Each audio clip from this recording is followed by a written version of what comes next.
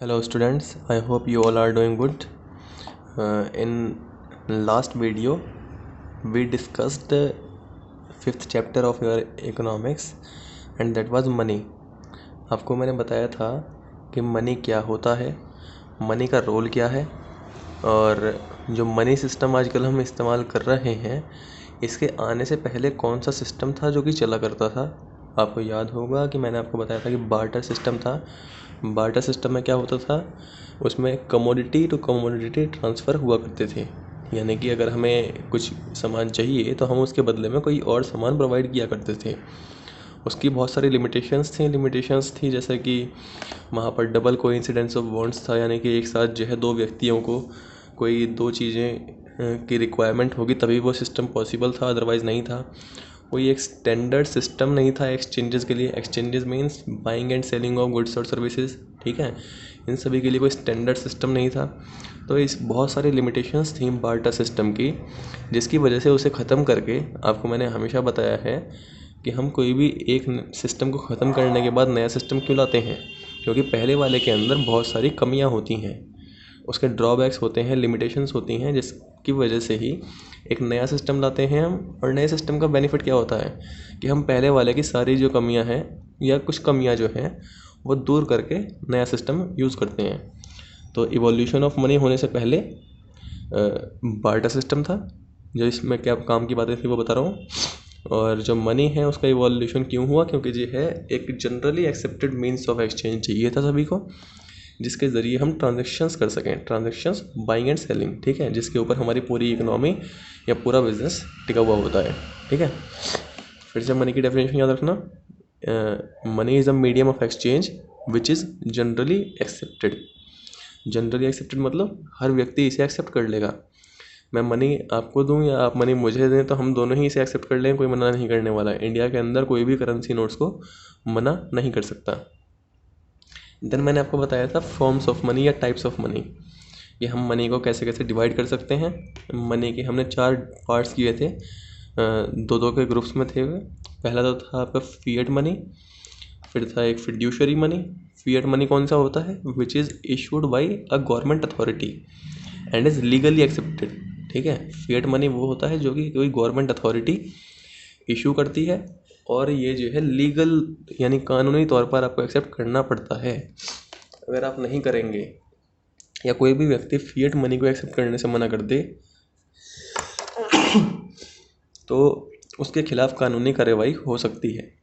Fiduciary money कौन सा होता है, फिड्यूशरी मनी वो होता है जो कि सिर्फ जो है विश्वास के तौर पर एक दूसरे के द्वारा एक्सेप्ट किया जाता है, जैसा कि चेक्स वगैरह हो सकते हैं, बैंक के चेक होते हैं वो सब।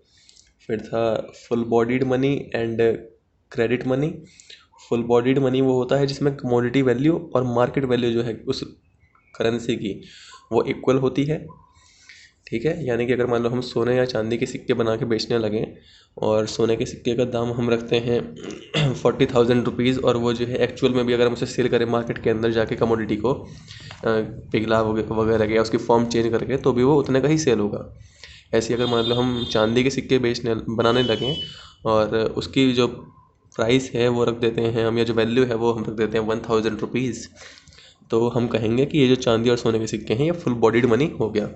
बट हमारे यहाँ पर जो मनी इस्तेमाल होता है पेपर नोट्स की फॉर्म में या फिर जो है सिल्वर कॉइन्स की फॉर्म में, वो होता है क्रेडिट मनी। यानी कि यहाँ पर जो है जो हमारी कमोडिटी वैल्यू है, कमोडिटी मतलब जिस धातु से मिलके वो मनी बना हुआ है या जिस चीज़ से वो मनी बना हुआ है उसकी वैल्यू कम होती है किससे, एक्चुअल मार्केट वैल्यू उस धातु की से।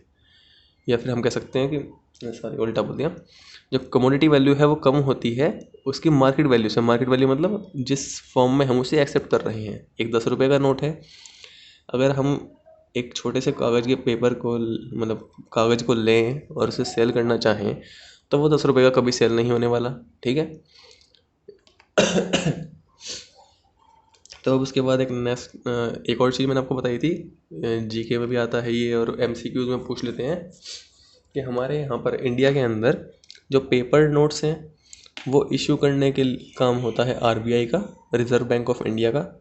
और जो हमारे यहाँ पर कॉइन्स हैं या फिर 1 रुपये का नोट जो पहले आया करता था वो वो इशू करती है भारत सरकार, ठीक है, या फाइनेंस मिनिस्ट्री। अगर मान लो फाइनेंस मिनिस्ट्री या भारत सरकार, गवर्नमेंट ऑफ इंडिया साथ में लिखे हुए हैं तो आप लगाएंगे फाइनेंस मिनिस्ट्री पे। अदरवाइज आप जो है गवर्नमेंट ऑफ इंडिया सिंपली लिख सकते हैं, बोल सकते हैं या लगा सकते हैं, ठीक है। अब एक और बात है, अगर जैसे आपको मैंने बताया कि जो कॉइन्स होते हैं, नोट्स, 1 रुपये का नोट हुआ करता था, वो गवर्नमेंट ऑफ इंडिया इशू करती है। अगर किसी के घर पे 1 रुपये का नोट पड़ा हुआ हो किसी के पास, तो एक बार चेक करना, उसके ऊपर गांधी जी की फ़ोटो नहीं होती है, उसके ऊपर जो हमारा अशोक चिन्ह है उसकी फ़ोटो हुआ करती है, 3 शेरों वाली जो मूर्ति है उसकी फ़ोटो होती है। चेक कर लेना ऐसे ही। तो एक नेक्स्ट टॉपिक है और लास्ट टॉपिक है मनी सप्लाई। मनी सप्लाई क्या होता है? वैसे सप्लाई मतलब यानी कि हम जो है लोगों तक पहुंचा रहे हैं। क्या पहुंचा रहे हैं? पैसा पहुंचा रहे हैं। और इंडिया में जो पैसा है वो किस फॉर्म में है? मेनली जो हमारी करेंसी है वो क्या है? रुपया, ठीक है। तो मेनली हम यहाँ पर रुपये की बात कर रहे होंगे। अब रुपये का साइन ये है, अब सभी को याद होगा, पता होगा। तो ये क्या है? Total volume of money held by people of a country at a particular point of time, ठीक है।